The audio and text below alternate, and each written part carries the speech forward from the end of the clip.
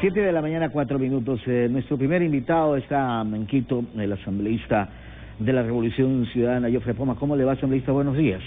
Buenos días, Javier. Un saludo a usted, a todo el país, especialmente a mi provincia, a Sucumbíos y a la Amazonía ecuatoriana. ¿Cuáles son los argumentos para que usted proponga este juicio político al ministro de Finanzas? Bueno, primero, el país sabe que el ministro de Finanzas, Richard Martínez, es el responsable, conjuntamente con el presidente de la República, de la conducción de la política económica, y son los responsables de llevar al país al desempleo, al caos, a una situación bien complicada en términos económicos, donde cada vez se aprieta y se exprime más al pueblo para beneficiar a sectores pudientes, sectores oligarcas, y aún así, en esa política de exprimir al pueblo ecuatoriano, pues la Amazonía ecuatoriana, siendo un sector vulnerable, al igual que los jubilados, han sido mucho más afectados todavía, porque en este caso los recursos que les corresponden por ley amazónica a los municipios, las prefecturas y las juntas parroquiales en la Amazonía ecuatoriana han sido retenidos.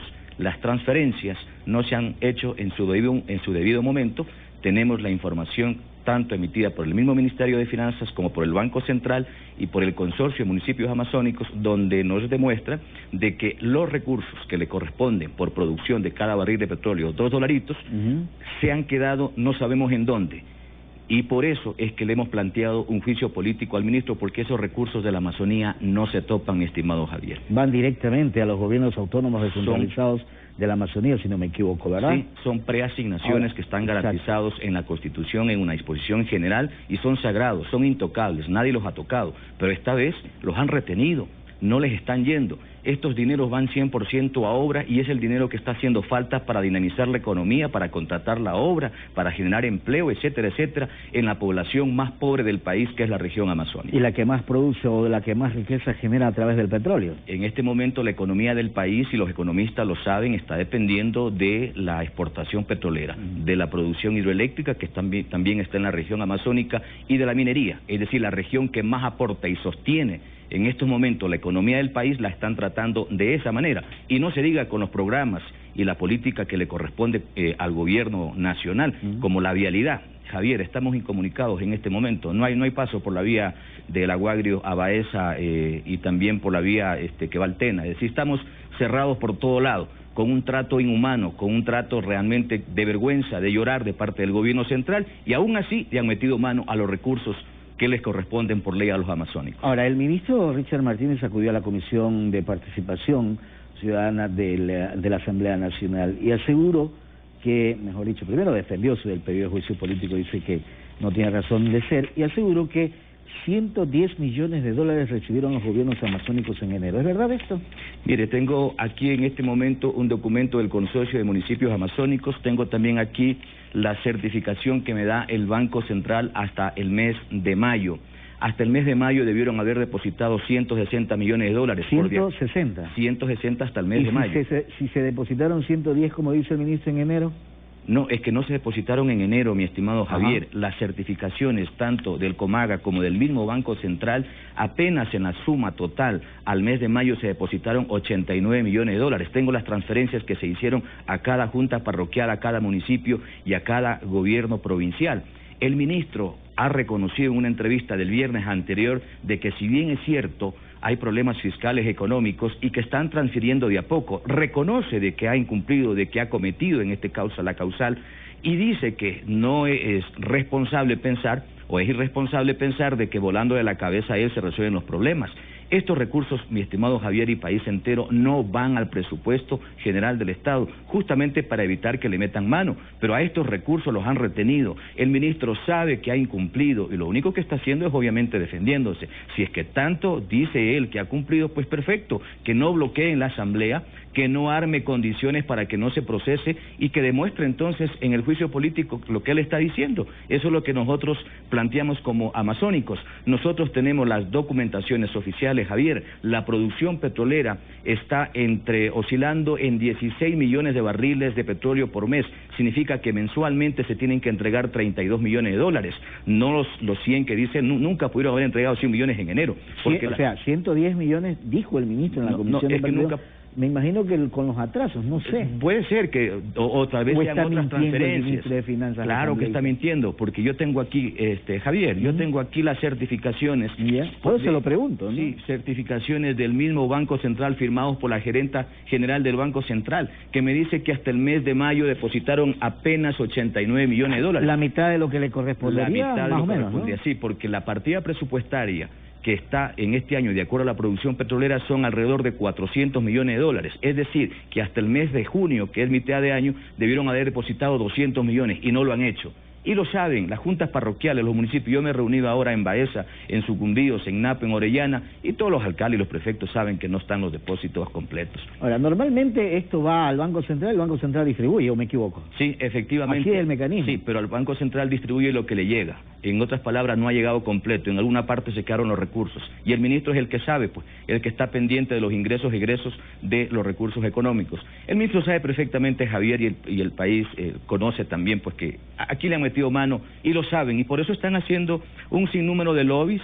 Por eso están haciendo los cabildeos, generando las condiciones para que no se procese políticamente al ministro, porque jurídicamente está ganado el juicio, Javier. Lo que estamos nosotros también por nuestra parte generando son las condiciones políticas en base a estar del lado de la verdad y estar del lado del pueblo ecuatoriano y sobre todo de los amazónicos, que somos los más desprotegidos y los más pobres en materia de servicios básicos, Javier. ¿Por qué jurídicamente usted se sostiene si la cuestión es un juicio político? ¿Por qué? ¿O le han presentado alguna denuncia ya? Porque nosotros, Javier, tenemos los elementos, las causales documentadas para poder demostrar con documentos, con papeles, basándonos en la parte jurídica y constitucional, para demostrar al ministro que incumplió sus funciones. Y si es que detectamos en el camino de que hubo mal uso de estos recursos o desvío de estos recursos, esa sería una causal incluso penal por peculado, debido a la mala utilización de recursos públicos o desvío de fondos públicos. Entonces, eso es lo que el ministro no quiere que más adelante, obviamente, se sepa o salga. Por eso es que están generando las condiciones en la Asamblea. Nosotros auguramos, esperamos que el CAL, que ojalá esta semana lo procese y lo apruebe, tal como ha hecho con la agilidad de los juicios políticos al Consejo de Participación, que en tiempo récord aprobaron 3, me parece que en una semana. Nosotros aspiramos que también estos 2 juicios, porque no solamente es el mío, Javier, sino también el del asambleísta Tello, que presentó por el tema jubilados. En el caso nuestro también planteamos la causal de jubilados, el incumplimiento a la ley amazónica y la violentación a la ley orgánica de cultura, que también hay otra causal con respecto a las asignaciones a las casas de la cultura. Es decir, ante la crisis económica están tomando dinero de organismos que les compete y que le lleguen directamente. Los gobiernos autónomos descentralizados de la Amazonía, caso de la cultura, es decir, no se están transfiriendo como dice la ley. Efectivamente, literal, usted lo ha dicho, Javier, así es.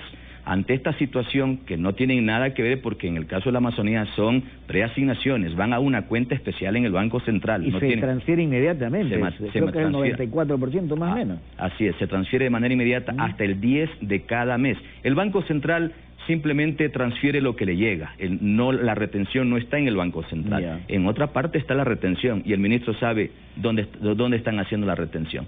Ahora, existen entonces todos los indicios a juicio suyo o causales por haber incumplido sus funciones que permitan lo que usted planteó en la Asamblea de Juicio Político. Desde luego, Javier, nosotros estamos sumamente conscientes, seguros jurídicamente y respaldados obviamente con documentación y también respaldados con la verdad, la justicia y la razón de estar del lado del pueblo ecuatoriano, sobre todo en estas condiciones en las que estamos en este momento.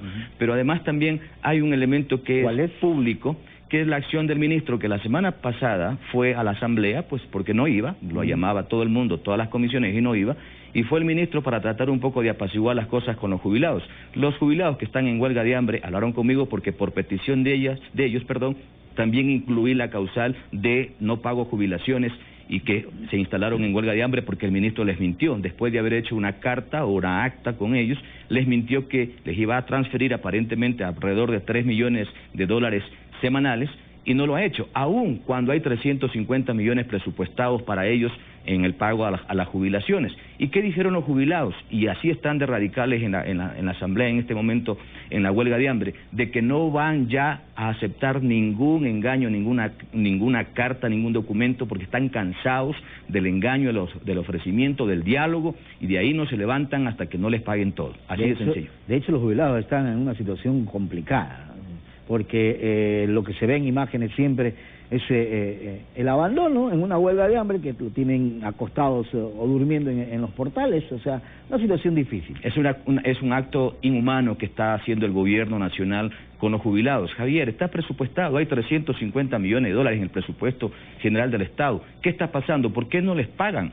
¿Por qué no les transfieren los recursos económicos? Lo mismo pasa con el caso de los amazónicos. Está garantizada la partida presupuestaria aprobada en el presupuesto general del Estado, alrededor de 400 millones de dólares. ¿Por qué les retienen? ¿A dónde están llevando los dineros?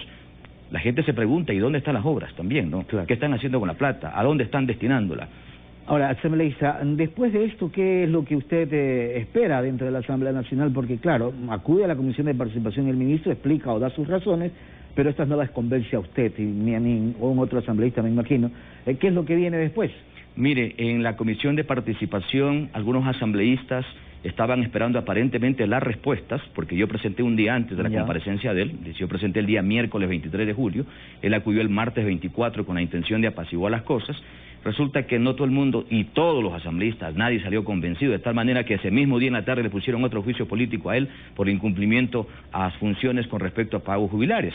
Ahora estamos nosotros conversando con las distintas bancadas, vamos a conversar también con los miembros del CAL para que le den la agilidad, le procesen, como determina la ley, puedan aprobarlo y pasarlo a la Comisión de Fiscalización para nosotros poder hacer nuestra presentación de pruebas de cargo y que el ministro acuda ahí también para que haga su defensa. Así que nosotros lo que queremos es eso, y que además se siente un precedente como amazónicos para que no se violenten nuestros derechos, para que se cumpla nuestra ley amazónica con la Amazonía ecuatoriana, ya que estamos completamente abandonados, descuidados con la política que le corresponde o programas que le corresponde al gobierno central, y si eso no cumple, por lo menos que garanticen los derechos que están constituidos en una ley.